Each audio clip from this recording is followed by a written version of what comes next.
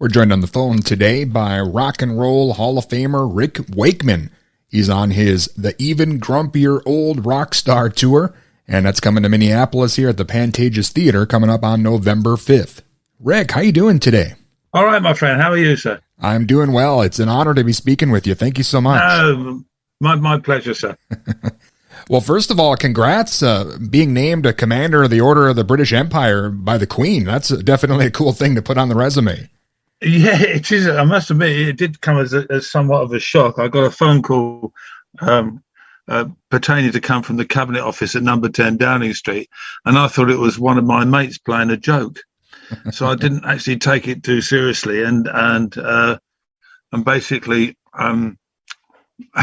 told them to go away in not very polite form. And they said, please call this number back. And I checked the number, and it was indeed the Cabinet Office at number 10. And I got through, and they said, we've recommended to the Queen that you get a CB. And I nearly fell through the floor. I got a lovely message from my great friend Brian May, because they gave him a CB some years ago, and he said, it's great, there's two of us now. Oh, that's nice.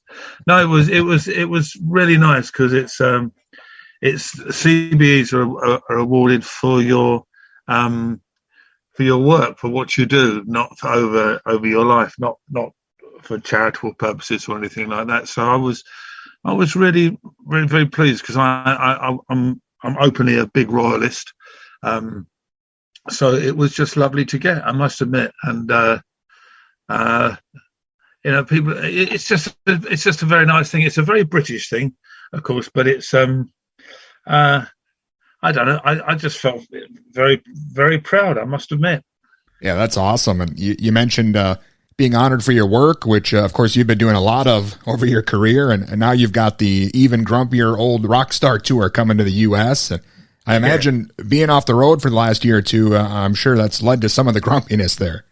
It has gone from a grumpy tour to a very grumpy to an unbelievably grumpy, but an even more grumpy than humanly possibly grumpy you can be tour, because the lockdown has just, like everybody, you've just been tearing your hair out, especially in the music business, both for musicians and artists and also for audiences, because we're all the same. We all go to enjoy music and enjoy art and enjoy theatres and enjoy arenas, and when it's taken away, it's a major part of it and an important part of all of our lives, really. So it's been a very tough couple of years, I will be honest, but we're still here. I mean, COVID's hit home very hard to a lot of us. I mean, I have lost 19 people that I know through COVID, and that really hits home hard.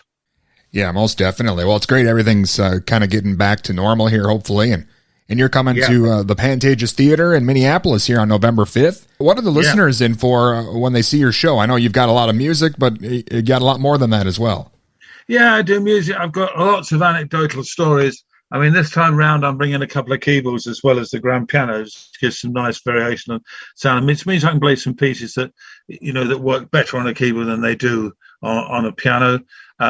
Plus a series of extremely ridiculous anecdotal stories, which I seem to have collected over many, many years. So there's lots of them, which are good fun, and they change quite a lot as well, because when I arrive in somewhere in a town, I've got lots of friends always in the towns that I go to, and you speak to people beforehand or after, and they'll always remind you of something that may have happened the last time you were there, or maybe when you were there 10 years ago, and you go, oh, I remember that. I can make that into a story. And so quite a lot of the stories will change depending on where I am, which is great, which keeps everything fresh, really. And the same way with the music, because often or not, it will remind me of a piece of music that I did maybe once when I was there or whatever, so that even though I have a set list, it changes drastically. Well, I imagine that it's got to be a bit tough to decide what to play sometimes. I mean, you've got enough music under your belt to probably play a different set list every night if you wanted to. Yeah, you're not far wrong. That's called getting old. That's when it's like somebody said, you've got so much music. And I said, well, when you've been doing it for like 55 years, solidly, and that as well, and you've picked up stories, you've only got to pick up 3 or 4 stories a year, and that's like 250 plus stories, and the same with music. So you're right. Yeah, I could almost do a different set for every show, but that would be a bit tricky because there's always a few pieces that people, like to hear all the time, which will always be in a set. So I like to try and vary it though as best as possible. So people who've come before will see and hear a few different things that they may not expect.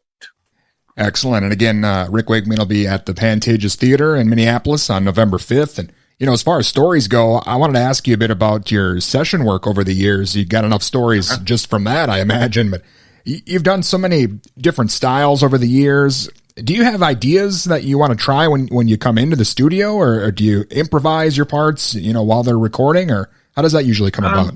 Well, I tend to, I play the piano every day, and I don't try and write music, I don't say, okay, today I'm going to write some music, because it's not really like that. You can do that. I mean, with the knowledge, like all musicians, with knowledge you have, I could sit down and write a piece of music anytime, which most musicians can do.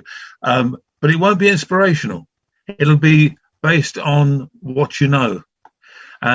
Inspirational stuff comes, and you can't plan it. It just comes, and then when it comes, you go, "Oh, great!" and you start work on it and write stuff down and work on it like that.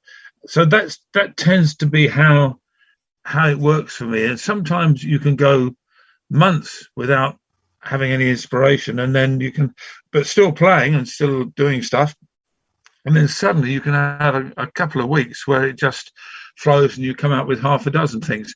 So I don't push it. If it comes, it comes, and if it doesn't, it doesn't really. But lucky enough, it does tend to come relatively frequently, which is good.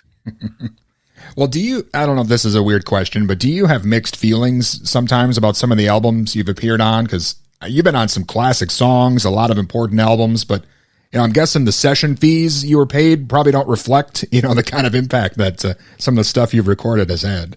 Yeah, that I can understand what you're saying. That is true. I mean, I've been, fortunate enough to play on some multi-million, like 10 million plus selling albums and records over the years.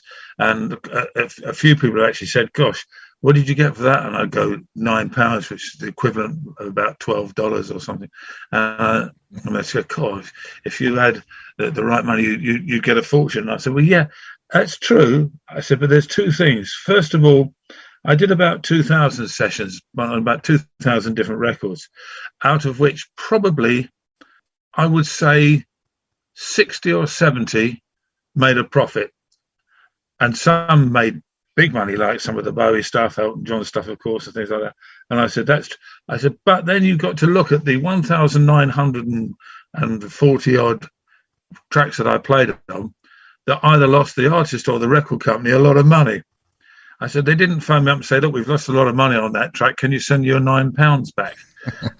So I said, it works both ways. And also, if you play on something successful, and I always used to take everything very, very seriously, and I used to give my all on every session I did, then it's like a calling card as well. It was great at the time because I got so much work because of people I played with and people who liked the tracks. I mean, some tracks that weren't actually, I won't say were famous tracks, but acted. I got many calls because of for example, Al Stewart did an album called The Orange. It was an Orange album, and there was a track on there called News from Spain, and there was a lot of piano on it, like sort of Rachmaninoff style piano. And the amount of sessions I got because other artists heard that track and said, "Can you do a piano like you did on News from Spain?" Now, News from Spain wasn't. The Orange album. I mean, it's highly respected by people who like Al Stewart. like myself, and I think it's a tremendous album. I think it's one of the best he produced. But because of that particular track, I played on so many different tracks for people because of it. So everything you do sort of acts, as I say, a bit like a calling card. Well, Rick, I know for me, a huge album for me growing up was Sabbath, Bloody Sabbath. I wanted to ask you your memories of working with Sabbath on that album. Oh, it was great. I mean, they're still great friends of mine. And in fact, interestingly enough, my son Adam's been playing with Ozzy for 20 odd years now. And when Adam first joined Ozzy and was doing this with Sabbath and doing Ozfest and things, Ad said to me, "We're doing a couple of tracks off of Sabbath, Bloody Sabbath, and we're doing Zabracadabra and things." He said, "You played on those, Dad?" And I said, "Yeah, I know." He wasn't even born. And he said, "You could help me out, Dad, by telling me if you can remember what you played." I said, "I can't even remember being there," because everybody was on another planet when we did those tracks. And he went, "Oh." I said, "I'd like to know what it was, though, when you work it out." I had great fun doing those sessions. Ozzy and the lads and Tony and Geezer and Bill then, just great friends, great guys. We actually toured with Sabbath. We supported them for a whole tour in 1972, I think, which was absolutely tremendous. I mean, they've remained great friends of mine ever since and will continue to do so. And in fact, one of the albums I most enjoyed doing sessions for, which in recent years, was Osmosis, Ozzy's album Osmosis, which I think is a phenomenal album. I've described it as prog metal, because there's tracks on that album that any prog band or prog artist would have been proud to have recorded. Like Perry Mason, I think, is one of the greatest rock tracks ever. I think it's fantastic. And actually, Ozzy sang on an album of mine for me. He sang on the Return to the Center of the Earth album. He sang on a track called Buried Alive and did a phenomenal job on it. Good friends, great guys, and I think Tony Iommi is universally accepted as being the godfather of guitar metal. Excellent. Again, Rick, I'm excited to see you here at the Pantages Theater in Minneapolis, and it's been an honor speaking with you. Thank you so much. It's been great. Thanks ever so much, Dustin. And again, that was Rock and Roll Hall of Famer Rick Wakeman, and you can see him as part of his The Even Grumpier Old Rock Star Tour coming to Minneapolis at the Pantages Theater on November 5th.